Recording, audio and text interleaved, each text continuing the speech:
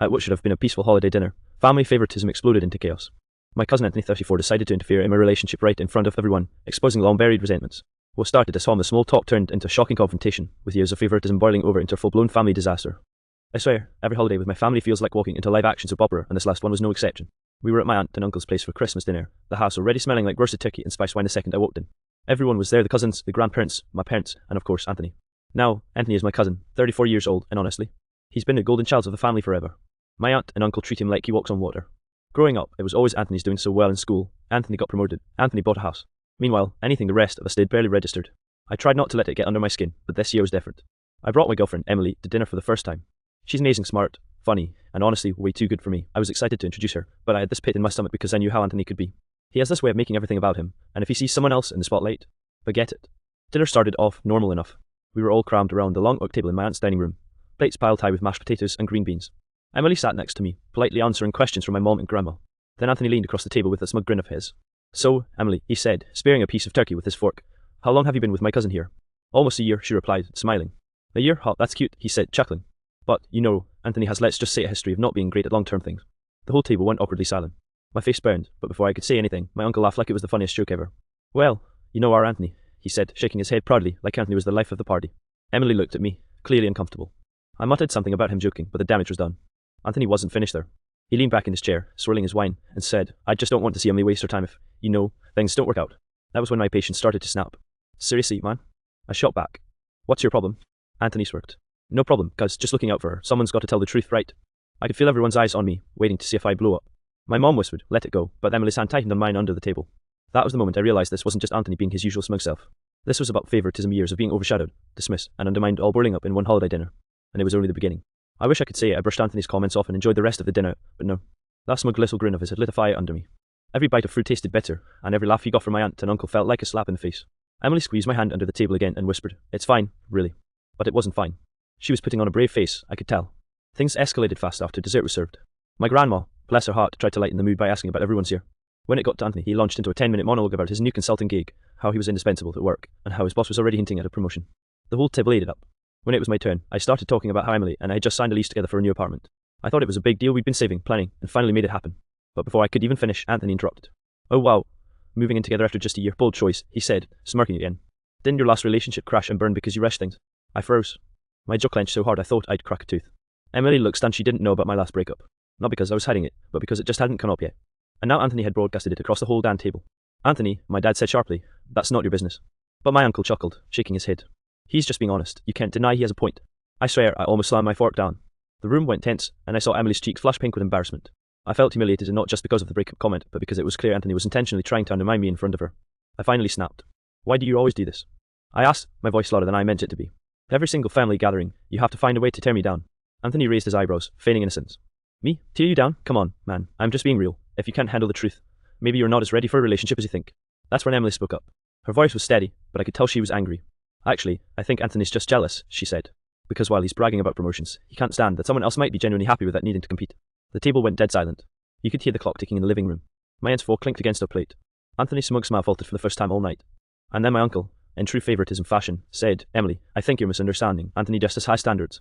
That was the breaking point. I felt years of resentment boil over, and I knew this holiday dinner was about to implode. I swear, I could feel my pulse in my ears after my uncle said that. High standards. Gave me a break. It was the same script every single time Anthony guessed offended, I get dismissed. My fork scraped against the plate as I pushed it aside, my appetite completely gone.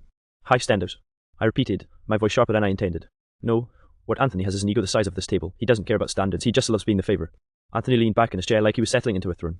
"Hey, don't be mad just because some of us aim higher. I'm not going to apologise for being successful." Emily shook her head.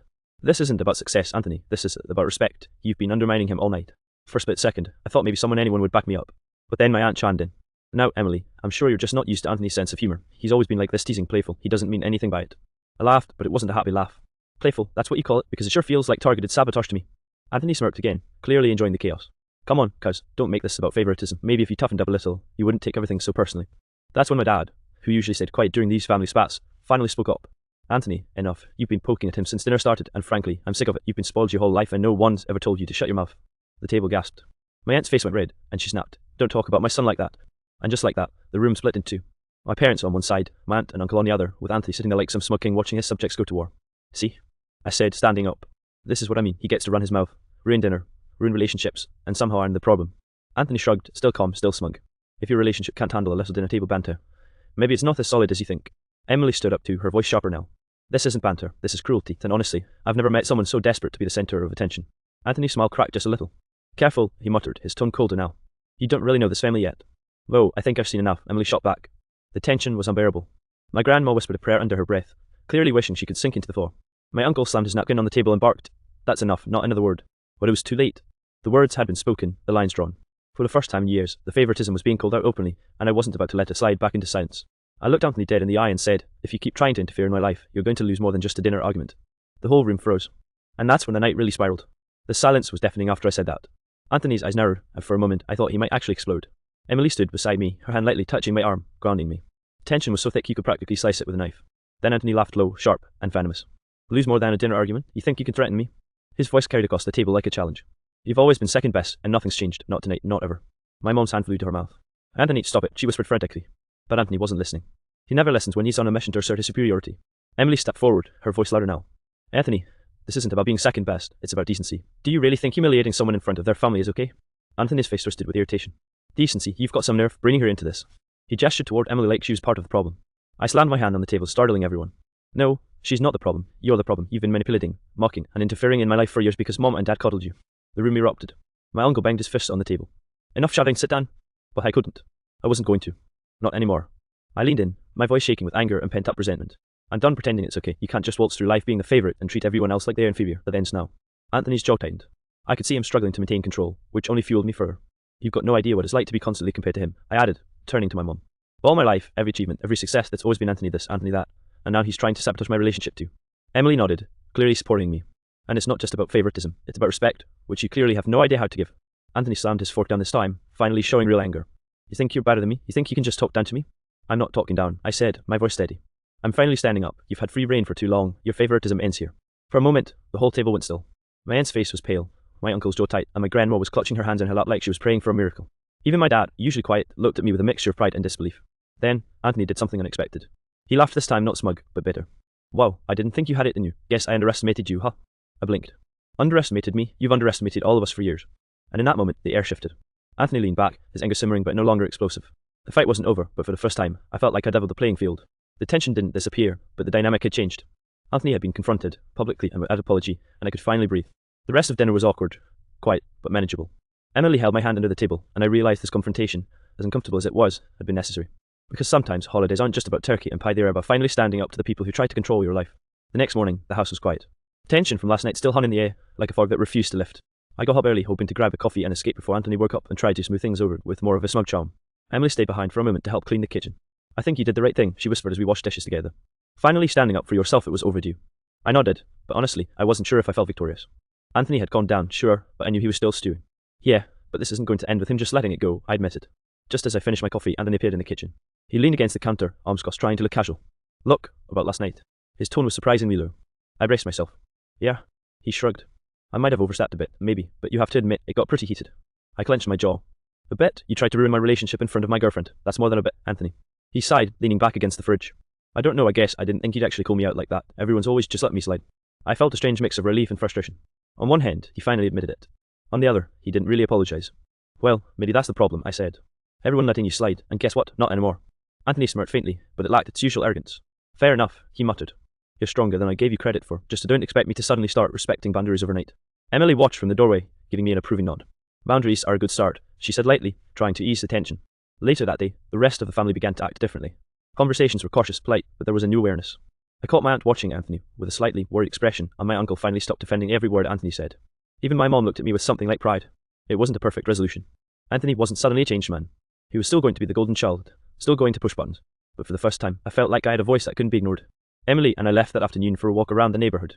The crisp winter air was refreshing, and for the first time all weekend, I could breathe. You handled that well, Emily said, squeezing my hand. I know it was hard, but you didn't let him intimidate you. I had to, I replied. I love my family, but I can't let Anthony keep interfering, not in my life, not in my relationship. I spent too long letting favoritism dictate how I feel about myself. She smiled. Then let's make a deal. Holidays from now on we stick together, no more letting anyone ruin them. I laughed, a real laugh this time. The deal. And in that moment, I realised that standing up to Anthony hadn't just been about defending myself, it was about reclaiming my life from years of unfair comparisons and favoritism. The holiday wasn't perfect, but it was the beginning of a new chapter.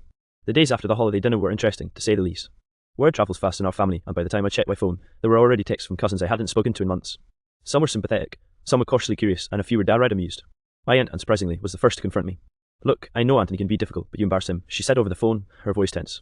"You shouldn't have spoken to him like that in front of everyone." I rubbed my temples. "Mom, I mean Aunt Lisa. I didn't embarrass him. He embarrassed me and Emily for years. He's been allowed to undermine everyone, and it's about time someone called it out." There was a long pause on the other end. "Well, I suppose maybe, but holidays are supposed to be about peace, you know." "And they can be," I said firmly. "But not if favoritism keeps poisoning everything." That conversation didn't exactly resolve things, but it planted a seed. Meanwhile, Anthony didn't call me or Emily. Not a text, not an apology. I didn't expect him to. He's never been that kind of person. Instead, I got snippets from other family members about him venting to my uncle, his usual tactic of trying to spin the story so he looked like the victim. I didn't care. I had my own story, and for once, I was standing tall. Later that week, my dad pulled me aside. "Anthony's going to be fuming for a while, but I'm proud of you. You didn't let him control the room, and you didn't let him intimidate Emily or yourself. That takes guts." I nodded, feeling a wave of relief. "Thanks, Dad. I couldn't keep letting him interfere." Emily came over that evening, bringing homemade cookies to celebrate the small victory. "So, we survived the holiday apocalypse," she joked, handing me a cookie shaped like a Christmas tree. I laughed. Barely. We spent the evening talking, laughing, and planning our next apartment move, something Anthony wouldn't be able to sabotage. It felt good to focus on us rather than the drama. A few days later, I ran into Anthony at a local coffee shop. Our eyes met, and for a moment, I wondered if he was going to start something. But instead, he gave a stiff nod. "You got your point across," he said tersely. "Congratulations." I raised an eyebrow. "That's it?" "That's it," he replied, before walking away. No apology. No reconciliation. Just acknowledgement. And honestly, that was enough for me. I didn't need his approval, and I didn't need him to like Emily. What mattered was that I had drawn a line, and he had no choice but to respect it. That night, as Emily and I curled up on the couch, I realized something important. Family dynamics might not change overnight, but standing up for yourself does. And sometimes, a holiday disaster is exactly what you need to finally set boundaries and reclaim a little peace. The next holiday rolled around, and for the first time in years, I felt a strange sense of calm. Anthony was there, of course, but the tension from last year seemed to have shifted. Maybe it was respect, or maybe he realized that I wasn't going to back down again. Either way, the dynamic had changed. Emily came with me, and we immediately claimed a little corner of the living room away from the main chaos. She held my hand, and I felt more confident than I had in a long time. The previous year's confrontation lingered like a shadow, but it also gave me strength. Anthony approached at one point, attempting his usual charm offensive. "Hey," he said, with that half smile, "you survived another holiday season." I shrugged casually. "Survived, yeah, but I'm not here to compete with you anymore." He blinked, slightly thrown off by my calm tone. "Right," he muttered, and walked away. Dinner started, and it was noticeably quieter than usual. Conversations were polite, and Anthony didn't try to dominate or undermine anyone. My parents still fawned over him occasionally, but the favoritism didn't sting the way it used to. I realized that last year's confrontation had made it impossible for him to push me around without consequences. After dinner, Emily and I sat by the fireplace, sipping cocoa and laughing at old family stories. For the first time, I felt like I could truly enjoy the holiday without worrying about Anthony's antics. My family was still messy, sure, but I had learned how to navigate it. Later, my mom came over and placed a hand on my shoulder. "I know last year was rough," she said softly, "but I'm proud of you for standing up to him. He's not easy to deal with." I smiled, appreciating the acknowledgement. "Thanks, Mom. I just couldn't let him interfere in my life anymore. It was too much." Emily leaned her head on my shoulder. "And I'm proud of you too," she whispered. "You finally set the boundaries we needed." I looked around at my family, some still oblivious to the drama, some clearly aware of it, and realized something important. Anthony's favoritism would probably never completely disappear, but I had learned to protect myself and my relationship. I had set limits, spoken my truth, and nothing could undo that. Anthony, as usual, was still Anthony. He still had his smug grin, his need to be the centre of attention. But now, I wasn't afraid of him. I could face him without anxiety or fear. I could enjoy my life, my relationship, and my family on my own terms. That holiday, despite everything, felt like a victory. Not because Anthony had changed, but because I had. I had reclaimed my voice, my dignity, and my relationship. And honestly, that was the best gift I could have received. As the night ended, Emily and I walked out into the crisp winter air, holding hands, feeling lighter than we had in years. I glanced back at the house, at Anthony waving awkwardly, and thought, we survived. We really survived. For the first time, I wasn't just enduring family drama, I was thriving in spite